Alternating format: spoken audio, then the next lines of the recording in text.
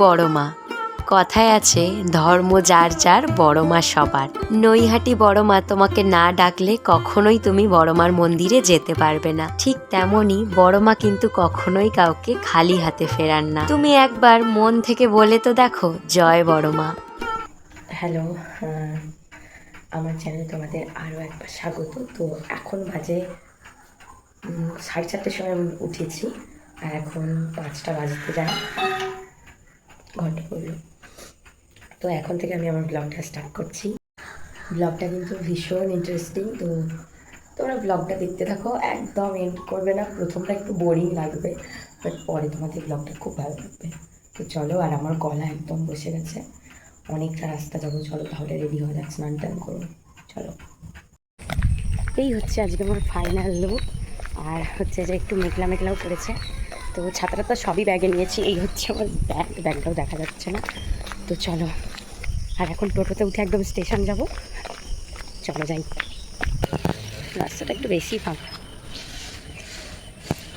আর ঠিক ট্রেনে ওঠার পরেই তারপর গুড়ি গুড়ি বৃষ্টি চালু হয়ে গিয়েছে। তারপর দেখলাম ভীষণ জোরে বৃষ্টি হয়েছে, আর হাওড়ায় তো প্রচণ্ড জোরে জোরে বৃষ্টি হচ্ছিল। ব্যাগে ছাতা নিয়েছিলাম, কোনো প্রবলেম হতো না, কিন্তু বেশি জোরে বৃষ্টি হলে তো তখন ভিজেই যাব। আমরা বসে বসে ভেবেও নিয়েছিলাম যে যখন বড়মার লাইনে দাঁড়াতে হবে তখন হয়তো আমাদের ছাতা টাঙিয়েই দাঁড়াতে হবে।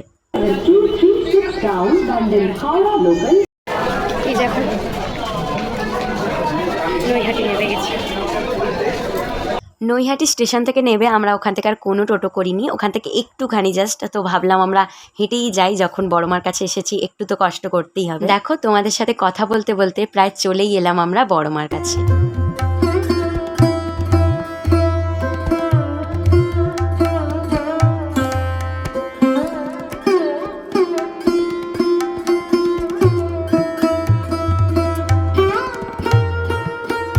তো ওখানে একটা দোকান ছিল, সেখানে জুতো টুতো রেখে দিয়েছি।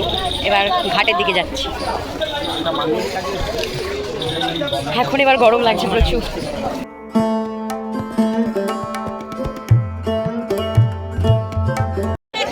পুজো টুজো করছে, আর তোমরা কারা কারা এসছো, এটা আমার ফার্স্ট টাইম আসা এখানে। তোমাদের দেখাচ্ছি এখানে পুজোগুলো, দাঁড়াও।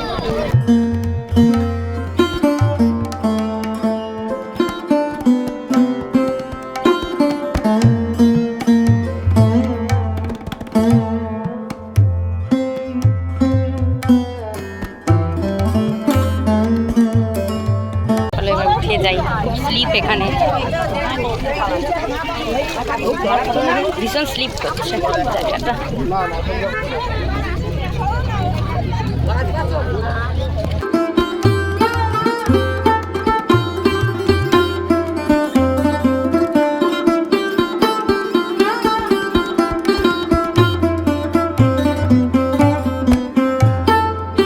এই যে টিপ করেছি, এবার পুজো দিতে যাবো আমরা। ডালা টালা কিনবো, বলা হয়ে গেছে ওখানে, ওরা রেডি করছে, এবার ওরা নেবো আমরা।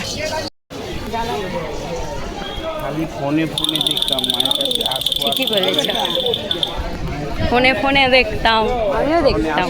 আমি ভাবলাম, আমি ভাবতে পারি যে আমার এরকম ভাবনা।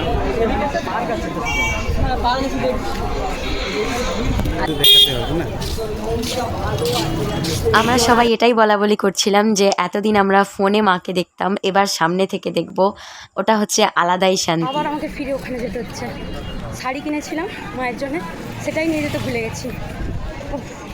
এক্ষুনি বলছিলাম আমার কষ্ট হচ্ছে না, বলছে তাহলে চল, তোকে এবার কষ্ট দিতেই হবে। আমি এসেই বলছিলাম আজকে খুব গরম, পায়ে লাগছে বা রোদ লাগছে।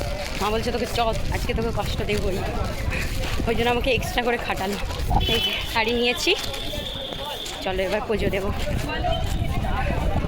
তোমরাও আমার সাথে দর্শন করবে। আজ ছিল বৃহস্পতিবার, আমাদের একটু লাইনে দাঁড়াতে হয়নি, আমরা গিয়েই সোজা ঢুকে গেছি মন্দিরের ভেতরে। আর যখন প্রথমবারের মতো আমি বড় মাকে দেখলাম, তখন আমি শুধু মাকে মন ভরে দেখেই গেছি। ওই মুহূর্তে আমি মন্দিরে দাঁড়িয়ে পুরোপুরি চুপ হয়ে গেছি, কারোর কোনো কথাই আমার কানে আসছে না, আর মায়ের দিক থেকে তো চোখ আমি সরাতেই পারছিলাম না। এত ভিড় হয়, ভেতরে যে শান্তিটাই, বাইরের চত্বরটাও পুরো শান্ত, আর ভেতরে তো আলাদাই। মন ভরে দেখলাম, আর সত্যি মন ভরে দেখলাম। তাড়িয়ে দিচ্ছে পুলিশগুলো আর কি, কিন্তু মন ভরে দেখেছি। এই যে 3টে ডালা নিয়েছিলাম। চলো এবার ব্যাগ ট্যাগ নিই। এই নামটা আমি রেখে দেবো যতক্ষণ ঘর যাবো থাকবো। আর যেখানেই যাই না কেন ফটো তোলা তো মাস্ট, ফটো না তুললে তো কেউই বাড়ি আসবে না। আর এখানে আমাকে দেখো, আমি বড় মার সাথে ভেতরে ছবি তুলতে পারিনি বলে বাইরে থেকে একটা ছবি কিনে নিয়েছিলাম বড় মার, তো বাইরেই আমি বড় মার সাথে ছবি তুলে নিয়েছি। এবার হচ্ছে যে আমাদের বাড়ি যাওয়ার সময় হয়ে গিয়েছে, আর যাওয়ার সময় আমি ভাবছি যদি এখানে রয়ে যেতে পারতাম কতই না ভালো হতো, রোজ মায়ের দেখা পেতাম। মনটা একটু খারাপ হচ্ছিল, কিন্তু কি করা যাবে, বাড়ি তো যেতেই হবে। মা যদি আবার চায় তো আমরা আবার আসবো। ওই জন্য এখান থেকে যাওয়ার আগে আমি ছোট ছোট কিছু ভিডিও ক্লিপ করে নিলাম, তোমাদের সাথেও তো শেয়ার করা হবে আর আমারও মাঝে মধ্যে দেখা হবে। আর যাই হোক, মনটা তো ভরে যাবে। এবার বাড়ি যাওয়ার পালা, চলো।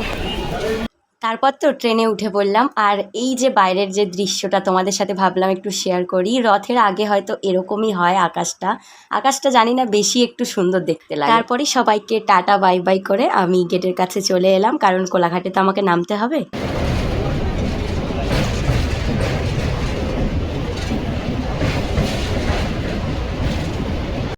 এই মাত্র বাড়ি এলাম, আর বাড়ি এসে যে এখনো ব্যাগটাও আমি পিঠ থেকে খুলিনি। তো আমি বলেছিলাম যে এই লেখাটা এইটা হচ্ছে যে আমি বাড়ি অবধি পুরো পড়ে আসবো, একটু মুজবো না, আর মোছাও হয়নি তোমরা দেখো। তো যাই হোক, তো চলো দেখা হচ্ছে তোমাদের সাথে পরের একটা কোনো ব্লগে। টাটা, সবাই ভালো থেকো, সুস্থ থেকো।